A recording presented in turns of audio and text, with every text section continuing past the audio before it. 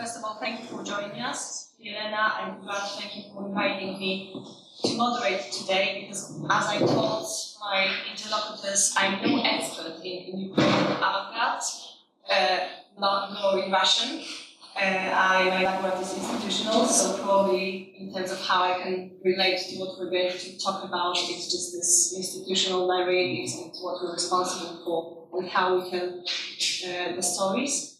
It's a fascinating show, very revisionistic in a way, but also very contemporary, and I would like to speak about those two aspects, about the past, and I'm sure we're going to look towards that quite a lot today, because there's still many issues related to telling the history of art in Ukraine and in Russia, what used to be like a Soviet empire, let's call it. But there's also some tensions between how you, Nikita, as curator of this show, approached the topic, and between the contemporary situation now and how it is relevant today. And my first question, since we decided not to use a projector or having any images because we're sitting in the show, is about the exhibition. What is it? Why here? Why now? I would like to also ask you not to talk about the title too much, because we'll save it for the very end of our discussion. So, this exhibition was realized because Grad Gallery got a chance to exhibit works from collection of James Butterwick, works of Ukrainian avant-garde, and was kind of chance to exhibit these things together.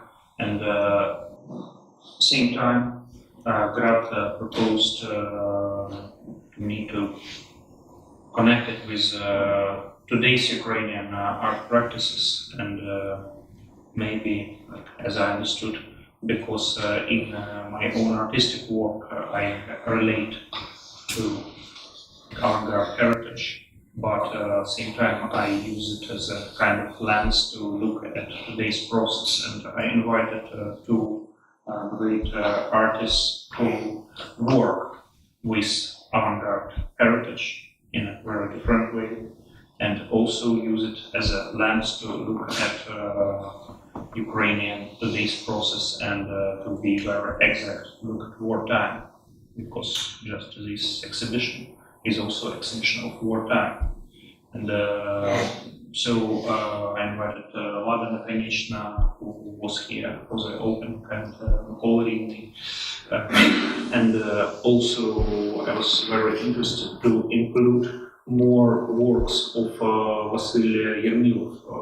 So Grad found these works in collection of Vladimir Tsetnikov.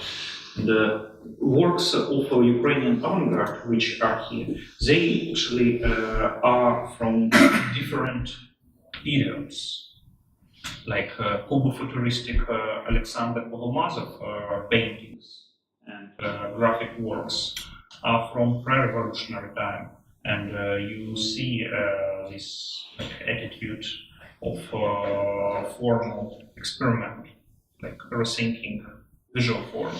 And works of Vasily Yermilov, they are from traditional productionist art, and they are about reconstructing, rethinking environment for everyday life and labor. So works of Kadan, they look very directly at Ukrainian wartime, and actually there were two works called Grad and Grad 2. First one was a performance just in the day of opening, and the second one is exhibited here.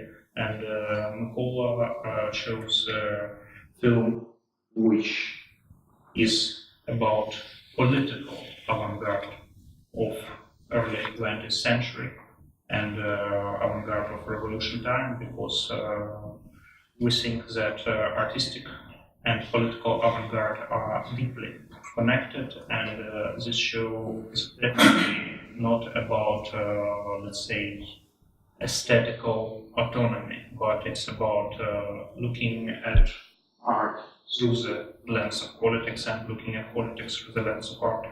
Maybe I'll just regard to that, the politics, because when I first heard about the show, I must say that my first question in my head was why? Why to claim nationality in the title? Why to name it? Why to call it by national names? How? Because we seem to move on from that model of nationalistic storytelling. Nevertheless, there is something that triggered you. There is one input, like a text of Kasia Redzisz, a Kyiv-based writer and film director, called "Against National Avantgarde." And this show is actually a part of a big discussion about is it a separate Ukrainian avant-garde and in what relations it is with something called like a Russian avant-garde, like very, very generalizing terms. We would like to call it just Soviet, but there are artists who worked before Soviet times, who worked on territory of Russian Empire. And also there are artists who are not in the show, like Mikhail Buich, who actually started in Lviv, which wasn't part of Russian Empire. And then he moved to the Western Europe, to Munich, to Paris, and then he returned not to Polish Lviv, but to Soviet Kyiv, and initiated a big, like, say, national modernist movement, Bolshevik school, and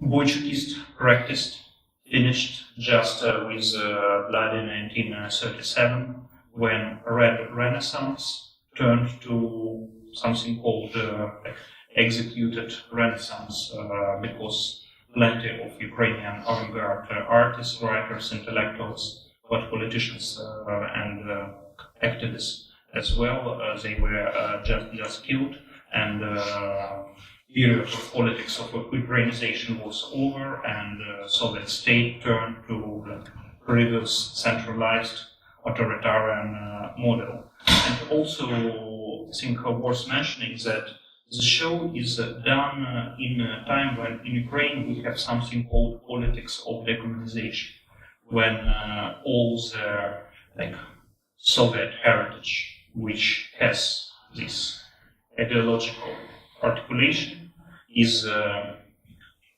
or neglected in this or that way, or just physically destroyed.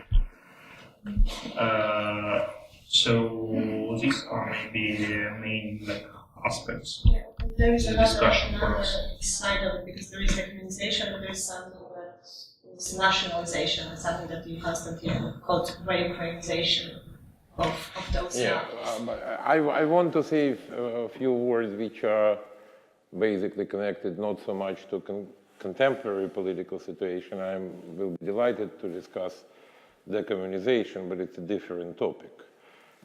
But let's first focus on so-called avant-gardes, both Russian and Ukrainian. It's very funny. We are using definition without thinking for a second what we are saying. Russian avant-garde is a definition which was coined by the art market. It was coined by the 1970s. Russian artists never called themselves avant-garde, and they had reason for this, because the word avant-garde in Russian lexics of the post-revolutionary Russia were connected with one quote, and only one. With quote from Lenin, who said that Communist Party is the avant-garde of the proletarians. And of course, all factories called avant-garde, all soccer clubs called avant-garde were called not because of Russian avant-garde, but because of that very avant-garde which was mentioned by Lenin.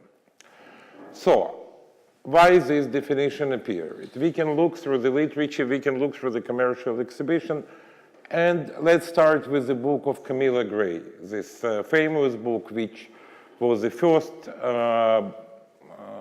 serious work about Russian post-revolutionary and pre-revolutionary modernism. The word avant-garde is not mentioned in this book for one time. The same is connected to Ukrainian avant-garde. It came a little bit later because the definition was used during the 70s by Jean-Claude Marcadet and his wife, and never before. However, Ukrainians probably had even better claim because it's one group of Ukrainian artists which was active in Kharkiv, in which is included, among others, Vasily Yermilov,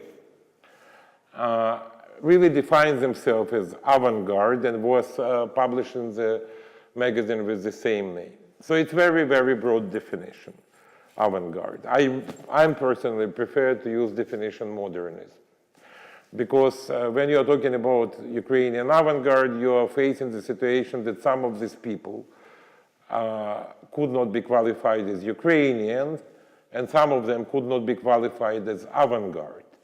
Because, for example, Boychuk, who created a school which was extremely important for Ukrainian art of 20s and 30s, to my belief, cannot be classified as avant-garde artist because he created a very interesting model of retrospectivist art, which he initially called neo-Byzantine art, and how we can classify this as avant-garde, I don't know.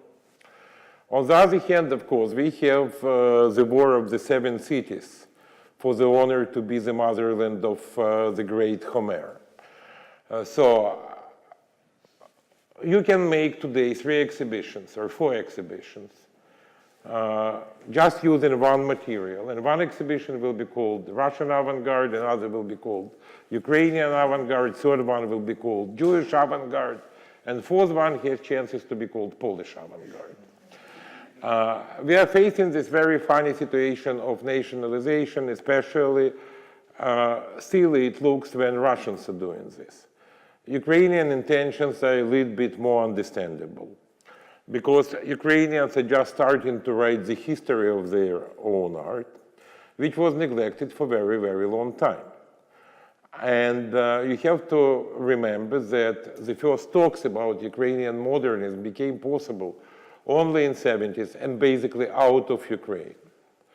First books about Vasily Yermilov were not published in Ukraine. They were published in Moscow because in Ukraine it was even impossible to imagine during the Soviet days of 1980s to approach publishing house with the idea to publish something about Yermilov because he was a formalist and he had to be forgotten and never mentioned.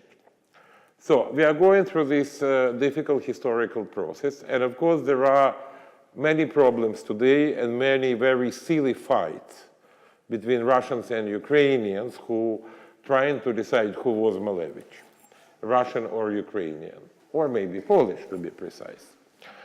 Yeah, so, but we have to approach this story as art historians. We have art which was developed in Ukraine, and we have different periods. What we can do with futurism? Okay, Bogomazov spent his life in Kiev. He was very active after the revolution, informing Ukrainian art scene.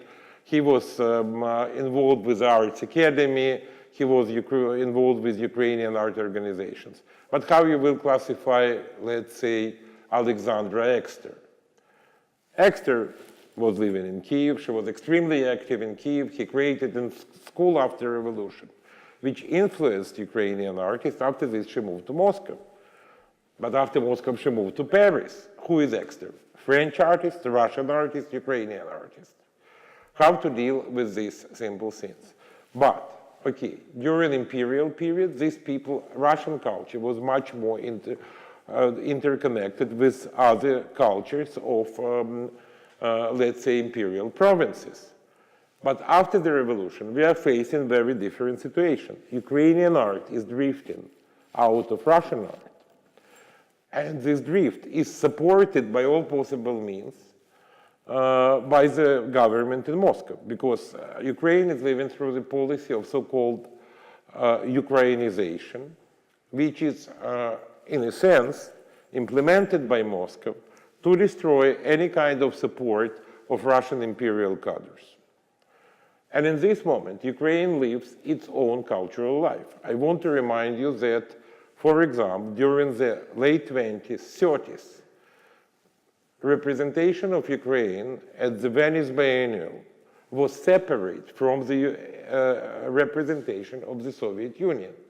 So it was a pavilion of USSR because the word Russia was not pronounced during those days, and pavilion of Ukraine, which was fully selected by Ukrainian cultural authorities.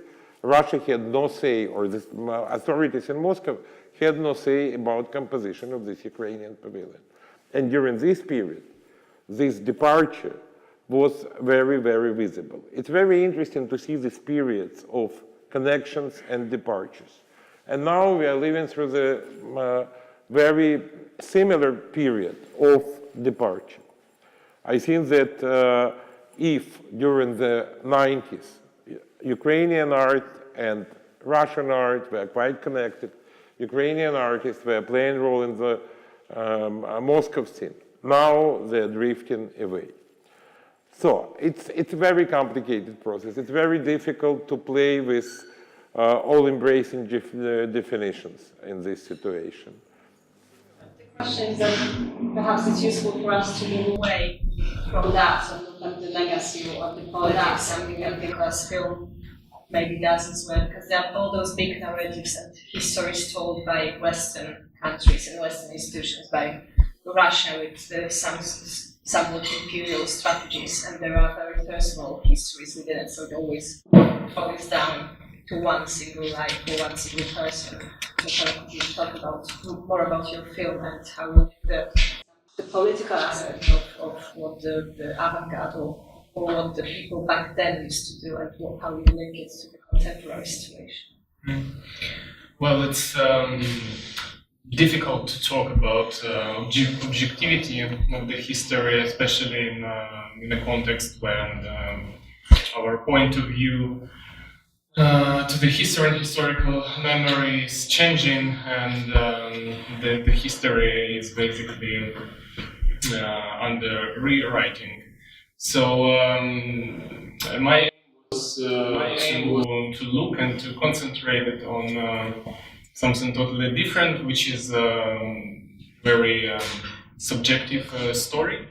And in a film, it's a story of my great grandfather, who was the leader of anarchist group back in 1920s.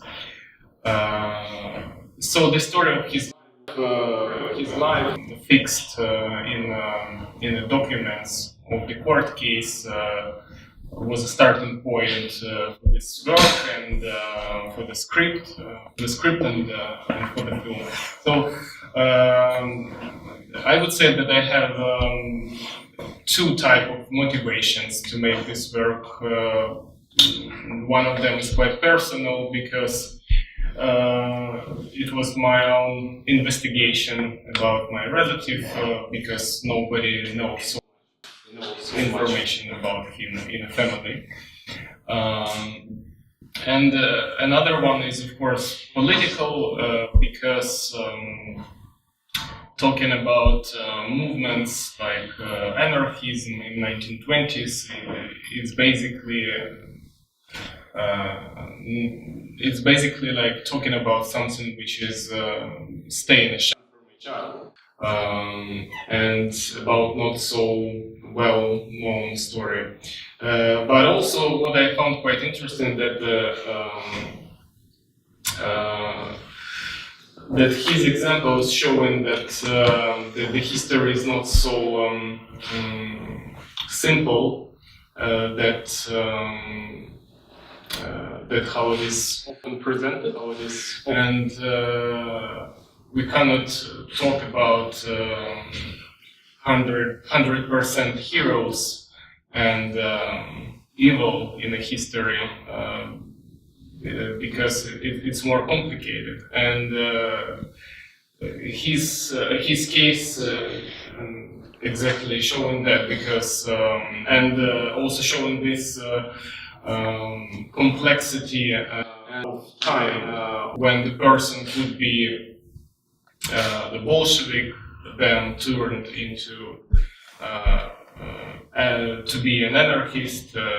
Then he was even working as a Soviet policeman. Then worked as a worker in a factory. So changed many faces, which is quite unusual story of the time.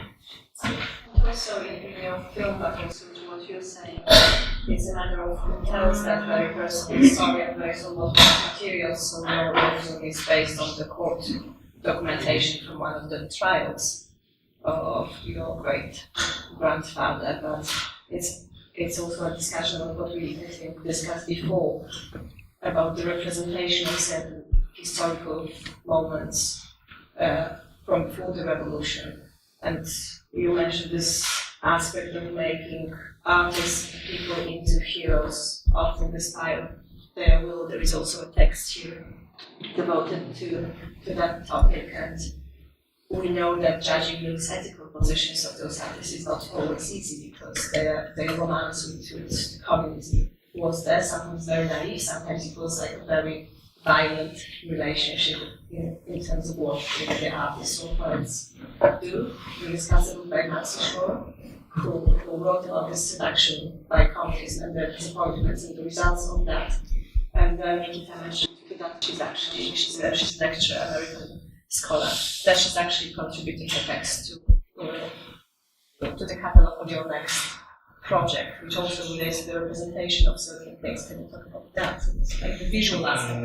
That's a bit separate issue. This is my next project. It's based on archival images from 1940s and from genocide, pogroms and mass killings in the period of World War II on Ukrainian territory, but also on practice of using these images in current political polemics, because these images again turn into a weapon. But I would like to switch to like intention of this show. Again, it's a polemical show, and it's polemical both against this big generalization which is present in the words Russian avant-garde, and actually we want to overcome and avoid that. But at the same time, I think it's quite opposite to practices of looking at Ukrainian avant-garde, which are present and popular in today's Ukraine. Because I witnessed quite lots of practices of, like making accent on some nation conservative, religious, traditional aspects of Ukrainian avant-garde practices. So such writer would obviously point that like colors in Malevich suprematism paintings are colors from Ukrainian folk embroidery, and that Malevich liked Ukrainian national food and likes to sing Ukrainian songs. That's he stated by himself. But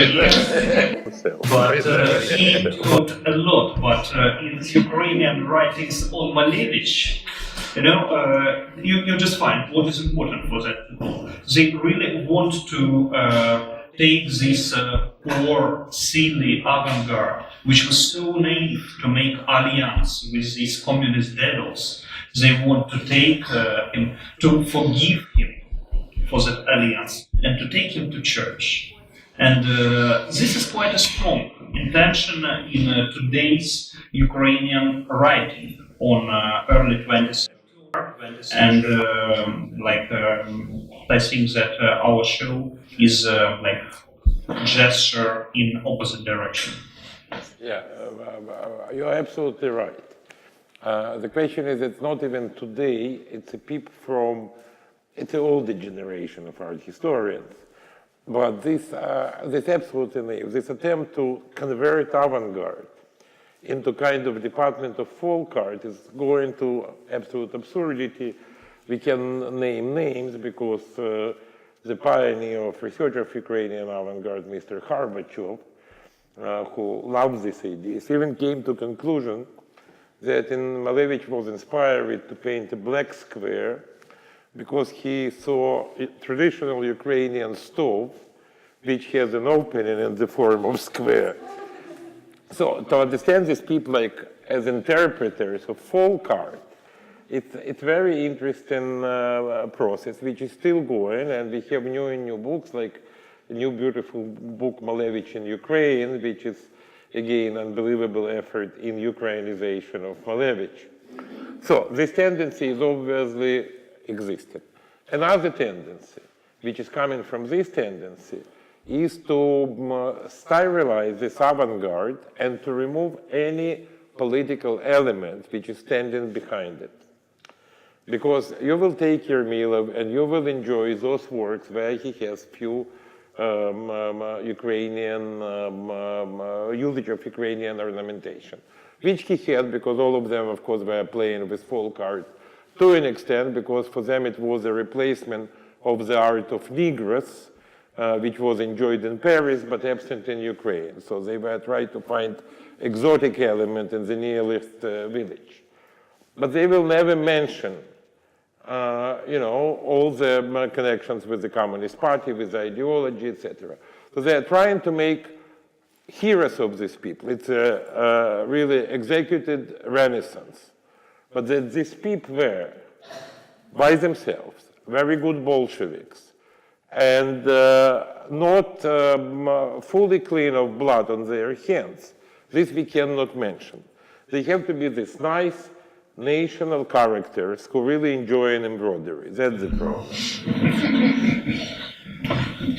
Yeah, I would like to add a few words about this intention that some figures in art history going to be, let's say, nationalized, like Malevich, but we have to remember that basically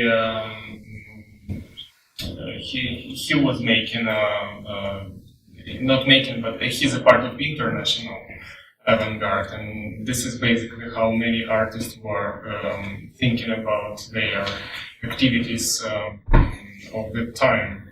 That's why any kind of nationalization is problematic. And we can also make the parallel with political process of 1920s and political movements of the time.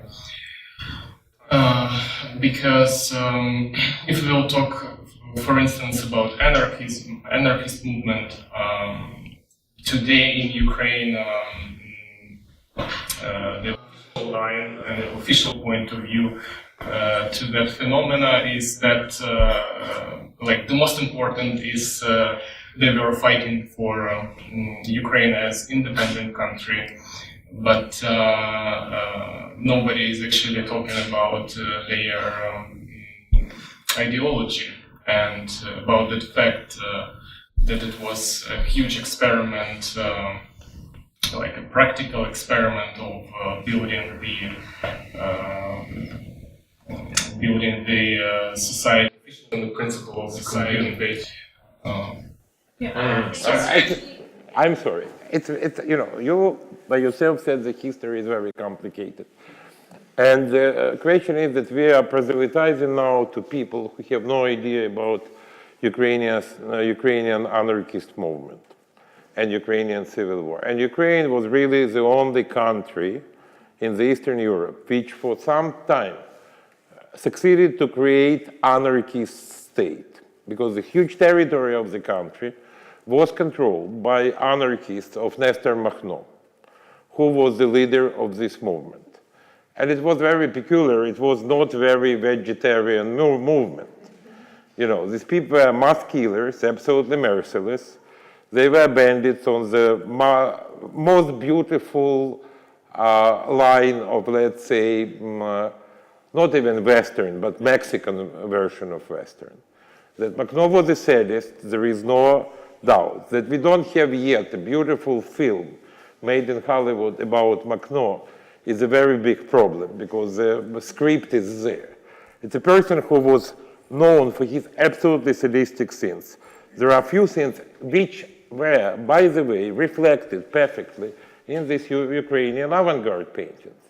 With the paintings of Tischler, of course, which Makhno was famous because he was known for so-called Makhno wedding. He was fighting with everybody, with whites, with Austrian army, which was still there, and with Bolsheviks. So his know-how was, it was a wedding carriage, was entering the village, and in one of the coaches was a beautifully dressed bride. Bride was a Makhno, who was dressed as a bride. And when they were in the center of the village, he was taking up his dress, taking up machine gun, and starting to machine gun everybody around.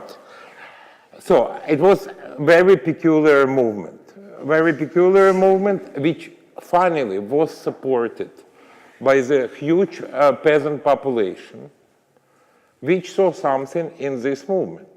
It never received, being an anarchist movement, it never received support in the cities, because the base was a village base, which worked very well. Of course, we have great literature on this movement, but somehow this literature is forgotten, because many people came to France, and if you know Russian literary theory, maybe you heard about Boris Eichenbaum, who was one of Russian formalists. His brother was one of the leading theoreticians of Makhno movement, and was with Makhno, and succeeded to escape to France through Petrograd, and wrote unbelievable memoirs about all of this. It's a very interesting story, but it's absolutely, and you're absolutely right, it's not reflected in contemporary Ukrainian discourse. I think it's, not included into any discourse regarding the avant-garde, because the key word for which follows the avant-garde in text and common narratives is utopia. Yeah. And we discussed that before, that there was nothing dreamy and romantic and utopian about how they act, because they acted, they were very pragmatic, they were working on systems and solutions. Those are the pragmatism instead. And the whole romantic myth of some sort of Yeah, but the question is that it's a romantic myth which is very strongly smells by blood. Yeah, that's the story. Because when we see realizations of the utopias, it's a very big problem.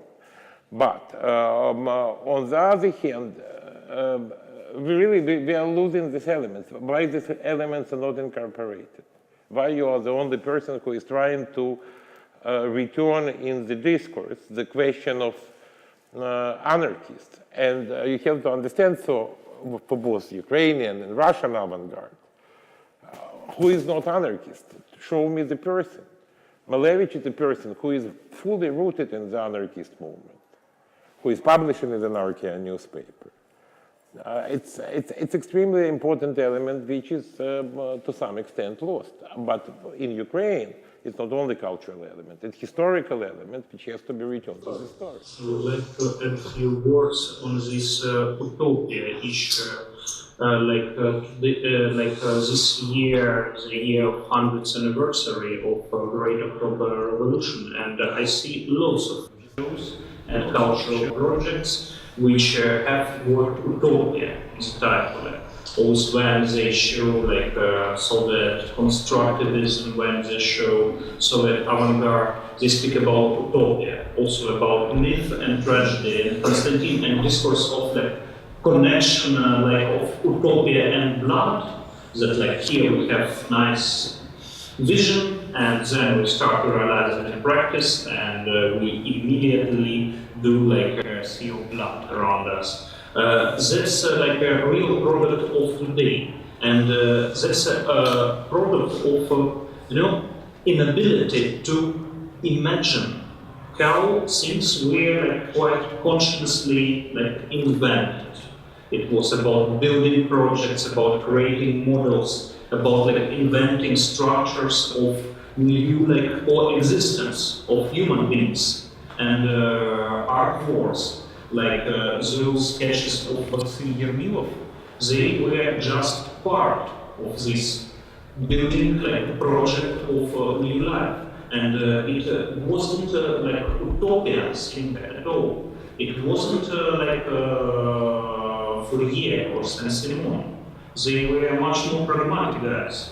And I think we should return from these like commonplaces on utopian character of avant-garde to pragmatism of avant-garde.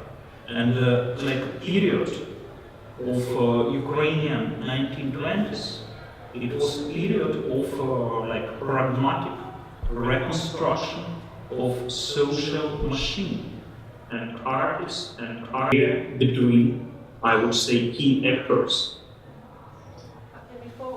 Just a short addition about pragmatism and complicated texture of history. Grigoriy Ermilov, he was constructivist. Of course, his constructivism is a bit different to Russian constructivism. I will not agree with your definition, productivist. He was not productivist so much. He was more decorator than productivist. He was not going to separate design. He was no idea of constructive scenes. Stuff, including some Art Deco portraits. Yeah. But the question is that this person who was this die-hard representative of, I know that he came through many crises and he saw, witnessed the demise of his friends, but then during the German occupation, he happened to be in Kharkiv. And what did he do during the German occupation? Which we still don't have direct answer. We know general idea that he was just designing posters for occupational authorities. There is a legend which is not supported because we have to go and to look through the archives of KGB and what is available there, that he made some anti-Semitic posters, which we don't have proofs. We know that he did posters for Germans. And I have to say that production of visual propaganda by German occupational authorities in Ukraine was quite developed. How it's possible? I cannot put it together. I cannot understand that this man was able to make these posters for Germans, then came through the very serious troubles after liberation of Kharkiv and having very big problems with the Soviet authorities, not only because being formalist, but because being collaborationist. Then by the end of his life, in the 60s, again started to produce, in this time fully utopian monuments. Also, old Stalinist time, like except of this occupation period, he was just, I am investigating like a Poltava folk carpet. Don't touch me. I am just dealing with carpets with flowers. And then in 61, he proposes like for a public competition, like some construction called a monument to Lenin's epoch. And this construction, which had to be extremely huge, it had to be like skyscraper. It was like totally from 20s, but it was done in 1961. And actually, like most of artists of the show, it's some hidden aspect of this exhibition, which I don't understand totally myself. But if you investigate Ukrainian avant-garde people, life stories, they were terribly oppressed. Plenty of them were killed, plenty were imprisoned. But Yermilov, Kosarev lived for long. Sergei Yutkevich, who started from these decorative graphic works and paintings, rather in manner of Bubnovy ballet, like pre-revolutionary avant-garde group.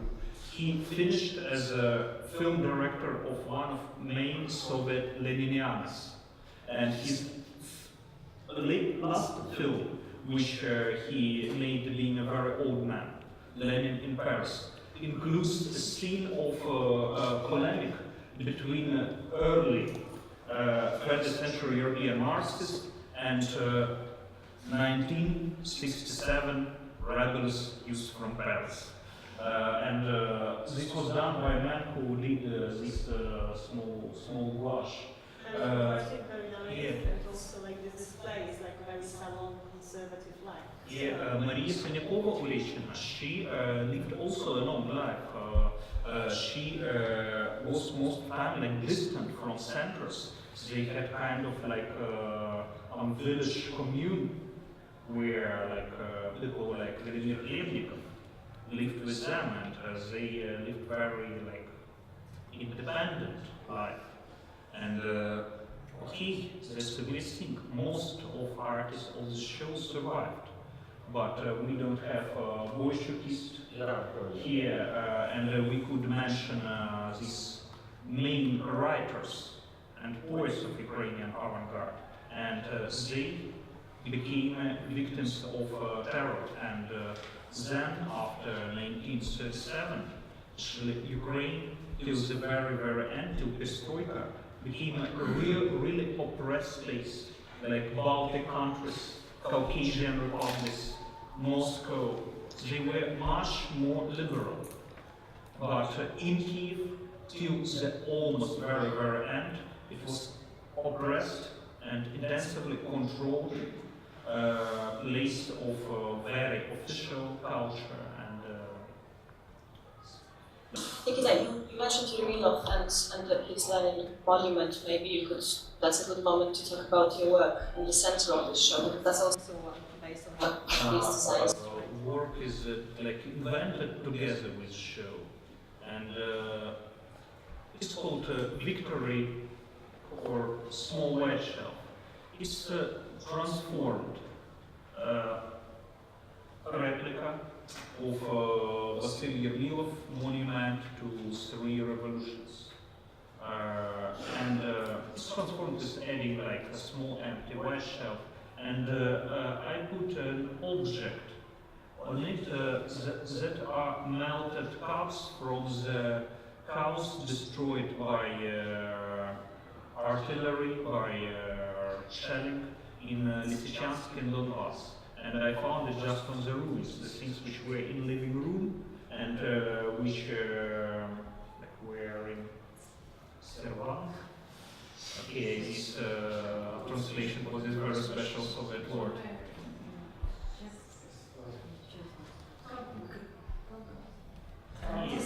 Okay, they were covered by melted glass, and actually I put it on the model of this monument, like to put war on revolution. But revolution exists here just as a project, as a model, as idea for further realization, and war exists as like the final reality of today. Actually, in the text for the show, I tried to build a kind of position or comparison between artists of avant-garde, like calling them futurists, like in a broad sense. I don't mean just Italian futurism or Russian futurism or Russian Cuba-futurism or Ukrainian futurism, but let's say future-oriented artistic practices. And our practices, which are, let's say, no-futurists, which are on not building a new project for future, but rather, you know, like trying to stand with the dignity of the strong wind of history, and rather working through negativity, through critical attitude, through opposing to new forms of conservatism, of conservative idealization, of police oppression, of just people's life.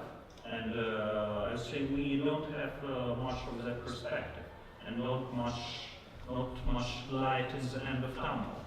But we try to face this historical darkness we're stepping in. It seems that you take this live version of what you know already from historical experience, but at the same moment you're here and you both participate in the show, we did it. Whereas there was a show planned in 2013 in Moscow in Garage when you were invited both of you and Lada, and she refused to make an exhibition at that particular moment. And instead of that, you offered to do a talk because you didn't feel that you can stage a show. And talk was about impossibility to live like, say, a regular, normal artistic life during war times, that we cannot just go and make shows in Russia as we did before. And this exhibition, actually it became possible because Graft turned from Gallery of Russian Art and Design to a Gallery of Eastern European and Russian Art and Design. These nuances are extremely important. And I would call this show like an example of cultural relations of wartime. Like when, we are like quite transparent for each other in our intentions. And the institution knows that for us it would be problematic to deal with Russian state institutions. And that, in Ukraine people always say about this like example, like one should answer who owns Crimea, whose Crimea is, and what is happening on Donbass. If we hear adequate answer, we go on with discussions. And this exhibition, like, is example of something which I consider like quite adequate dialogue of wartime, helping us understand what is really going on, and returning to the beginning. It's like looking at art through the lens of politics and to the politics through the lens of art.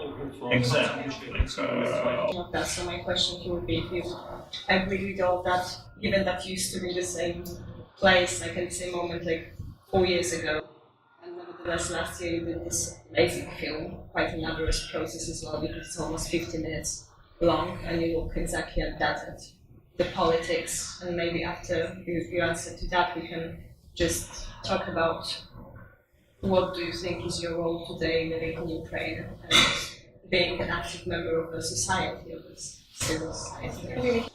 I will continue with the cultural relationships with Russia, between Ukraine and Russia, which is quite problematic today. And our decision to withdraw from exhibition in the garage was a part of that, and it still, for me, is a problematic issue to take part in projects, exhibitions in Russia which are supported with state money or governmental budget, because it's basically the money from the same source, which is support the war in the east of Ukraine. In the case of Garage, it was different because it's a private institution, but at that time anyway, the situation and the conflict was so strong that it was not really possible for us to make any artistic expression.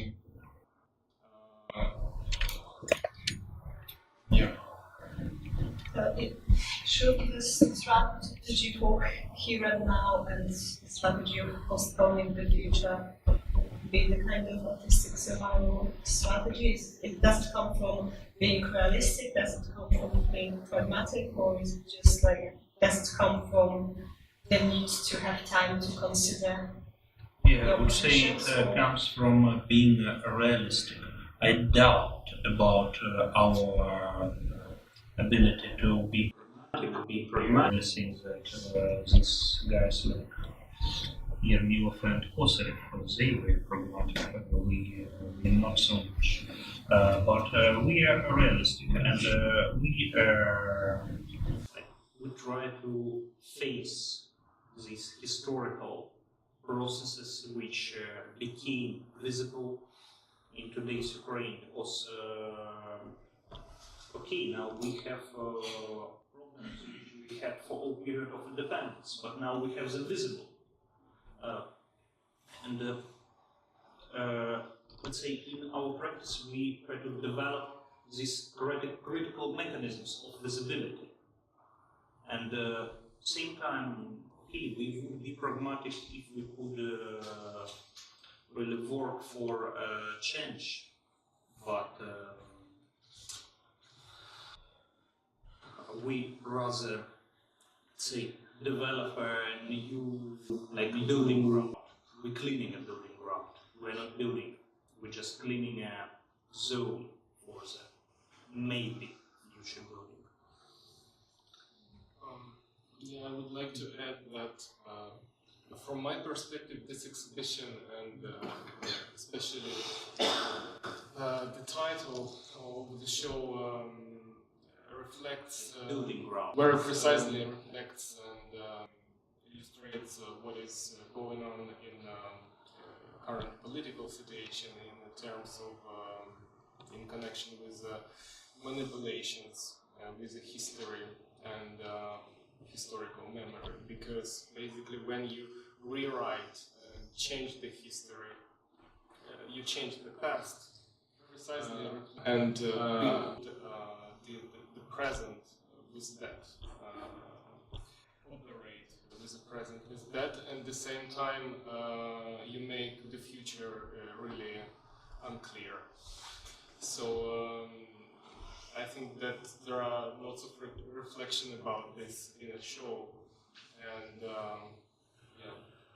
But we rewrite history always. We don't have some adequate history, which we shouldn't touch.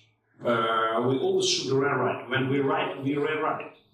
We don't have this blank page of history, and we don't have this pure, factical narrative. We have ideological narrative.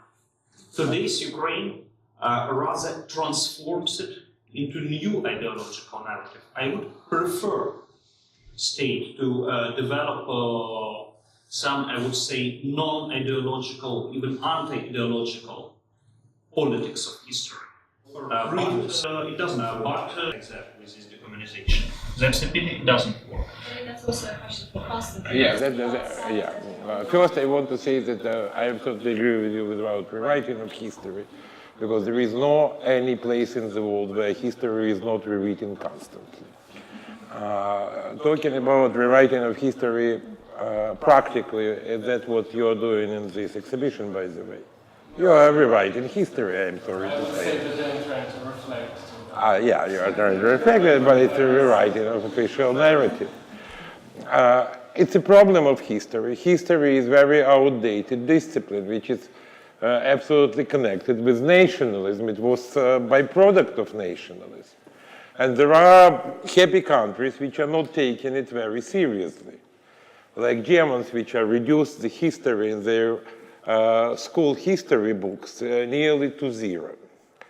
Of course, Ukraine, in this sense, again, competing with Russia is not very different to Russia, because it's absolutely corresponding to old joke or old Soviet joke that we know everything except our history, which is unpredictable.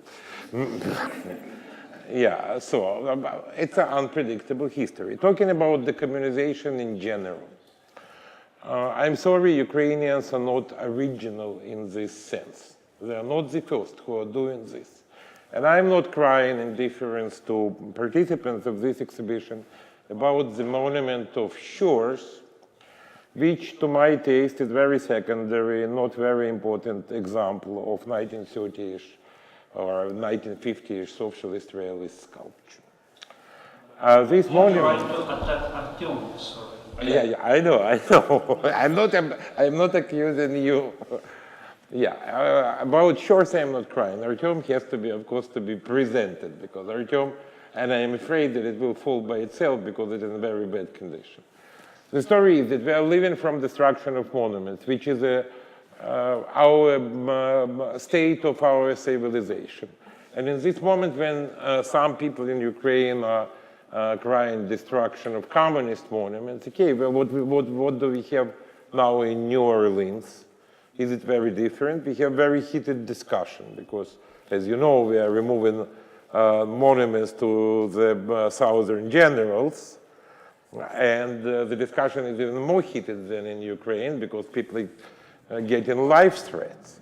What was done in Germany after the end of the war when You can go to the National Archives in Washington, D.C. and look through the files, which is very interesting material. I don't know why none of artists use them and why nobody published the book. Because so-called agreed between all allies destruction of monuments of Prussian militaries with unbelievable shame too, because they destroyed some monuments which were not connected to the National Socialist Party or Hitler period. And you have 5 like this when you have photograph of the monument, then photograph of the explosion, then photograph of the ramble which remained. It could be beautiful art project. So we are living through this. It's happening everywhere, from Roman Empire to Iraq today, or to New Orleans today, or to Ukraine today. The question is how it's done. And this is a Ukrainian problem.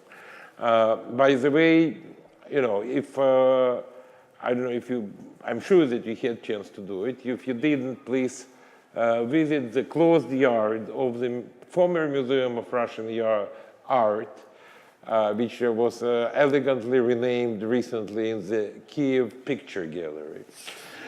Yeah, so if you will come to the yard of the Kiev Picture Gallery, you will see a very nice monument to Nicholas I, which was standing on the place of Shevchenko monument in the what is now called Shevchenko Park and was Nicholas Park, and few other monuments which were decorating the streets of Kiev during the Tsarist time. So the question is not, I'm not crying 4,000 or 7,000 or how many thousand of ugly industrially produced Lenin statues which were standing around Ukrainian villages, and I think that if they will be gone, nothing will change. The question for me is what will be put in the place of these monuments. And the first thing which we are seeing is I'm shivering. I'm talking about all these experiments. Did you see probably what they want to put in Kharkiv on the main square? What a beautiful monument they were, which was stopped by population, thank God. Because we are coming again to the same repetition of nearly Russian standards of bad taste, horrible public sculpture, and unbearable topicality for this new monument. This is a bigger problem than removing of 7,000 Lenins. And yeah. Closing with a question, which is now almost answered, but I think I just think like we should, I've been told that in order to give our audience a chance to ask some questions and question the history we're telling, I should wrap it up. So maybe if there are any questions. Can I just, sorry, I didn't actually understand if acoustics are not very clear. I'm sorry, I didn't understand the gentleman on the right's name. Or Konstantin? Yeah. Right. Yeah.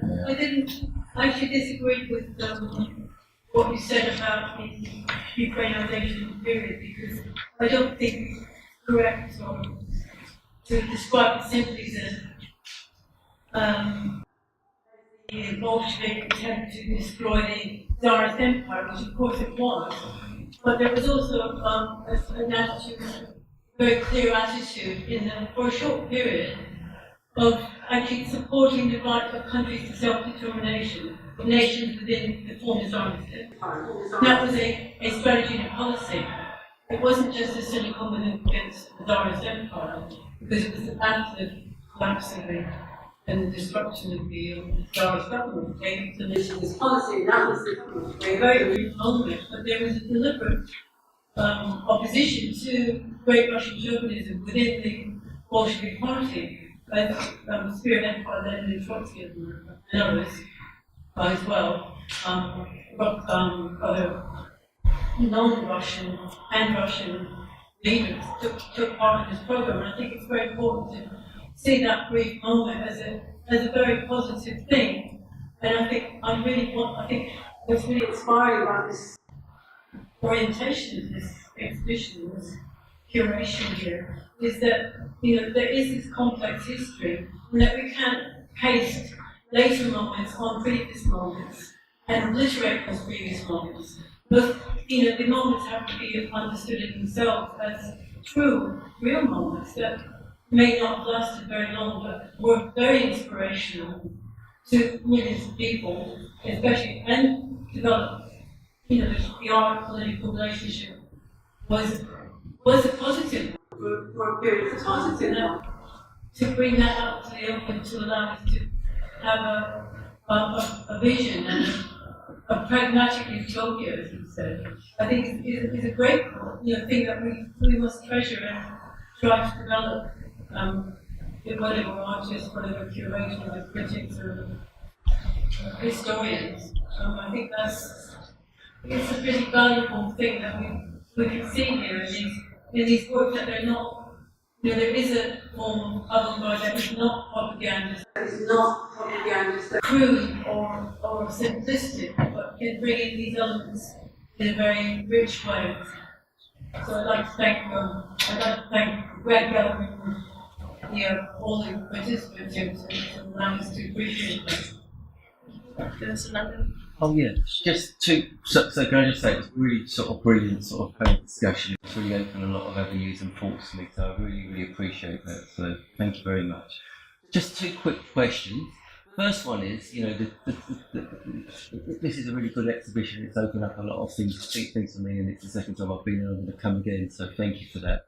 And the notes are very good as well. So they go the exhibition. You said about you struggled by sort of like the Russian state and sort of exhibition. What about the Ukrainian state? What about Ukrainian oligarchs? What about Russian oligarchs? What about Western capitalists? Whatever you want to call them. So nothing's really pure. No money's really pure. Well, money isn't pure. If you go back to the Russian Revolution, then it definitely isn't. But so there's going to be involved some kind of compromise. Maybe there might be a time where you could take some Russian state money, and in certain circumstances, I recognise the problems with that. And actually, let's leave it at that. When village communes and workers' clubs propose me to make a show, I'm happily appreciate this proposal, but it doesn't happen very often.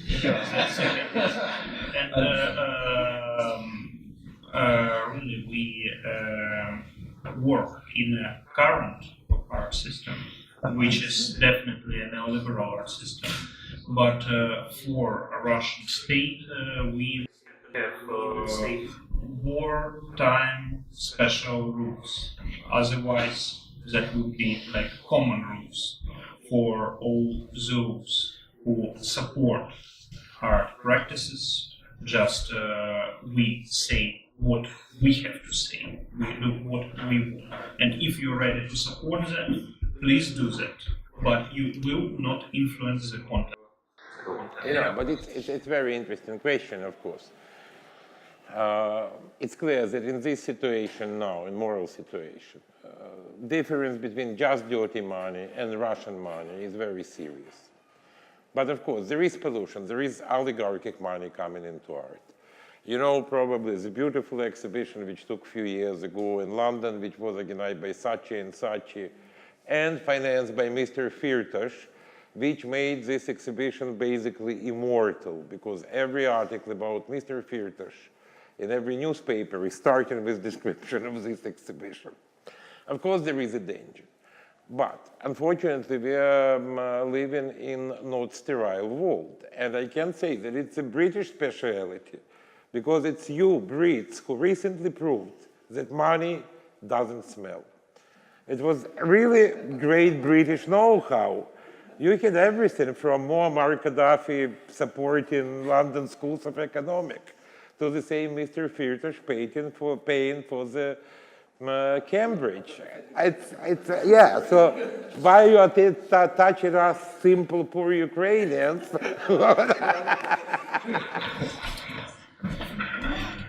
Maybe I will repeat what my colleagues already said, but of course there are lots of problematic contexts in the world, and I'm also disagree with the policy of the United States regarding. countries and other things, but it's also the question of what is touching you and connected with you more or less directly, because the war in your country, in the east of Ukraine, it's a connection with friends or friends of the friends who died, whose house was destroyed. So that's why we need to make this political choice.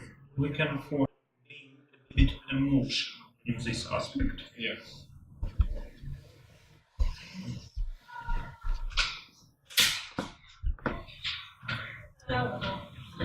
Yes, it's a very visual remark. It's not profound, I'm afraid, but I just came into the gallery. You obviously said this is partly based on some private collection, but all these gold frames are really rather weird, and these ones are different. So could I just ask somebody who knows about the situation of the framing of this? I mean, I don't know where it's from. But it's you. I think that Derek has a point. What about your opinion? I have a kind of answer because And what about these two? I see. I mean, some of them, I'm just saying it's quite homogeneous, except for. Well, that was because of the nature of the exhibition that I put on originally, which was 22 pictures. And when was that? This was in March. Oh, I And see. so Very to keep it homogeneous, I like to have everything in by one or two styles. So there's a lot there on the walls. Yes. And I almost always, in exceptional circumstances, try and float the work on paper. So it just sits there without a whatever it's called. so let's add a few words as a curator who installed the works here. About this wall, which some people consider like very beautiful, and for some it's visually like a bit traumatic. So this wall is really something in between of salon hanging of paintings with this bit of gloss and some provincial museum. Imagine some museum in some central or southern Ukraine, where also brilliant works of avant-garde are preserved. And but it hangs also on some dirty old roads. This way of installing here, because frame is about how to make things visible, how to install it in a public space where people come and look, is about attitude.